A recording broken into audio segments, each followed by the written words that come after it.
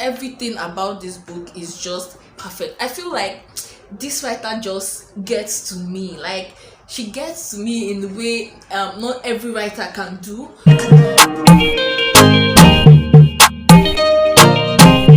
Hi guys, and welcome back to my YouTube channel. My name is Uche, and if this is your first time on this channel and you're not subscribed yet, please hit on the subscribe button down below so you get notified whenever I post a new video. And if you're a returning viewer, thank you for clicking on this video. So in this video I'll be reviewing the book The Returnees by Elizabeth Okoh. So this is one of the hardcovers I have. I've had this book since late last year, and I just got around to reading the book this month. And guys, I only have good things to say about this book.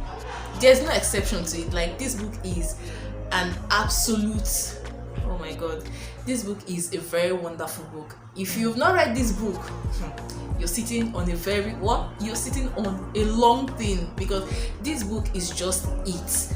Like, the language, everything about this book is just pure bliss. I would compare the author's style of writing with say Chinua Achebe, Ngozi Chimamanda Adichie, Elechi Amadi. It just feels like a new generation. I feel like a style of writing, it's like the people that I've mentioned, but it's just for this generation. If Chinua Achebe or Elechi Amadi or Ngozi Chimamanda Adichie was asked to write about our own generation, I feel this is the kind of thing that she would write.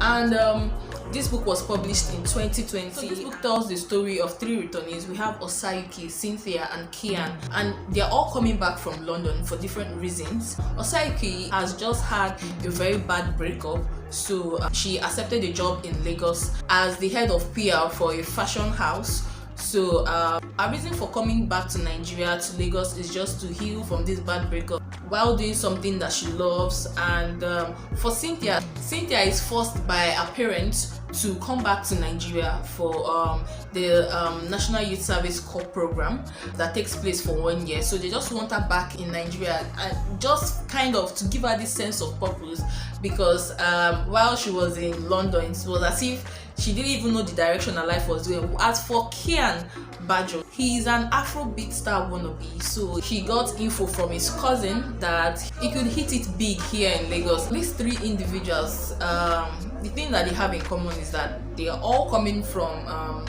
London to Lagos. So they have different dreams, different aspirations, and they actually met each other in an airport in Milan while they were waiting for the connecting flight back to Lagos.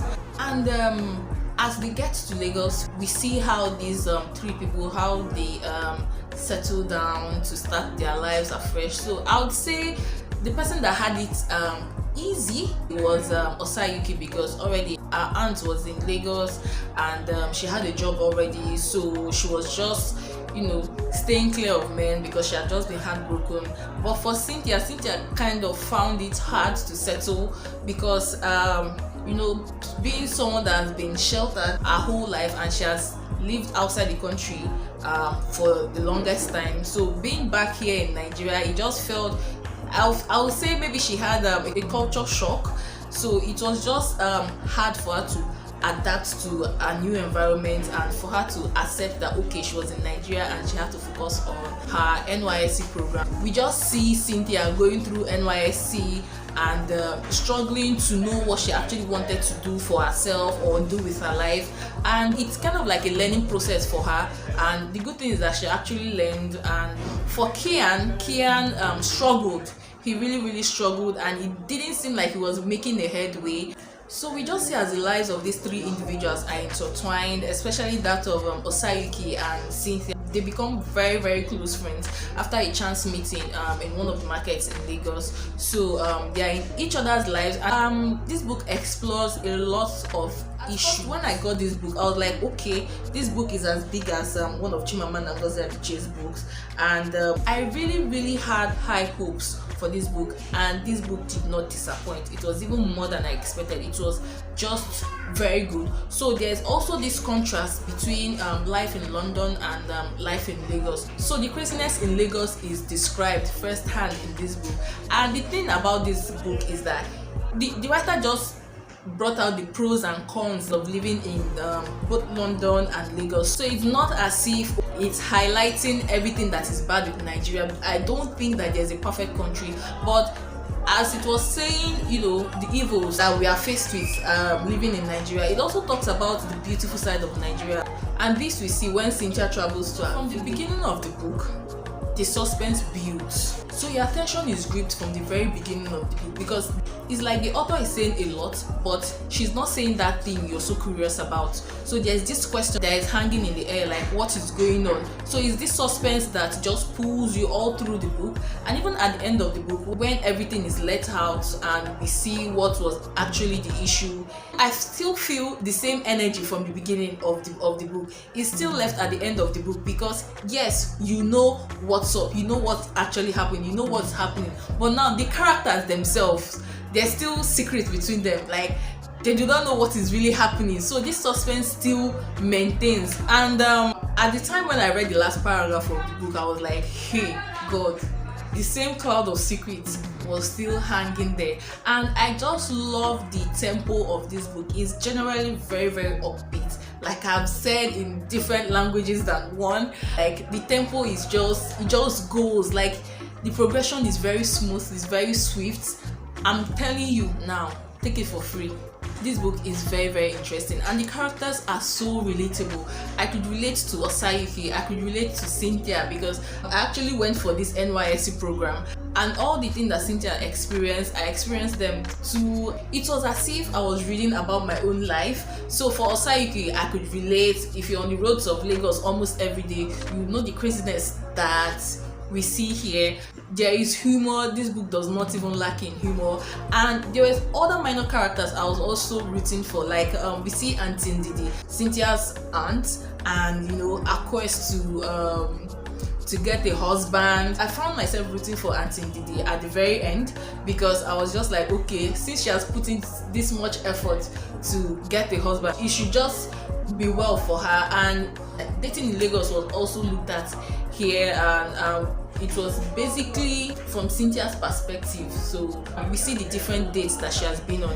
And another thing that gladdened my heart was the relationship or the romance between Afolabi and Osayuki. So it was very, very beautiful to read. It just gave you this warm feeling. Like, this book is just very, very precious to me.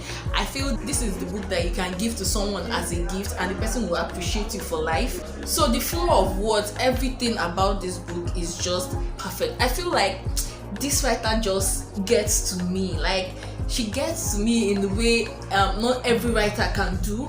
So there's just this warm feeling. Like, I did not regret buying this book. In fact, I was even very happy that I'd used my own money to buy this book. I just felt this joy, and I didn't want the book to end.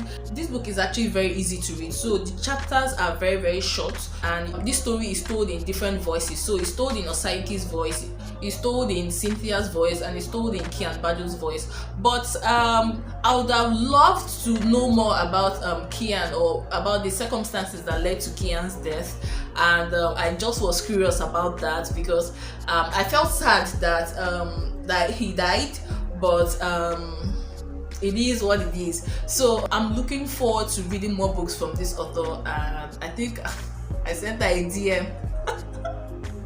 I sent her a DM saying I was going to be stalking her page, and I can't wait for this author to publish another book. I just love the way she just narrates her story. Like, guys, do not sleep on this book. So any one of you that will come to me, oh, I need books that I'm going to read, I should recommend any book. This book, I would hurriedly recommend this book to you. Like, this book is just it, guys. You cannot regret reading this book. This book is very, very interesting. So it's just cool. If I say I should keep talking about this book, this video is going to be very, very long. I'm going to keep ranting and ranting, but I really, really hope that I've been able to communicate my feelings about this book, and I did not regret it. Just like I've said before, this book is just it. This book does it for me. Like, oh my god,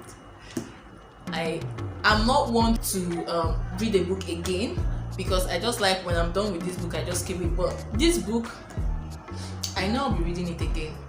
while I wait for Elizabeth Okoh to write another book. Like, I can't wait. I feel like that's just going to be one of the best news I'm going to hear. When I hear that, okay, that she has released another book, I'll be one of the first people to buy her books. Like, guys, the book is that good. So I feel like I've been ranting too much about this book, so I'm going to bring the video to a close here. If you enjoyed watching this video, please click on the like button and share with your friends. So guys, if you've read this book, I'd love to read your thoughts in the comment section down below. Do not forget to subscribe to this channel. Just look at the book.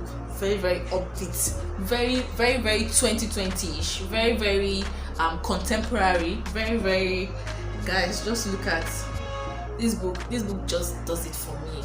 Okay, that's enough. I'll see you in my very next video. Bye guys.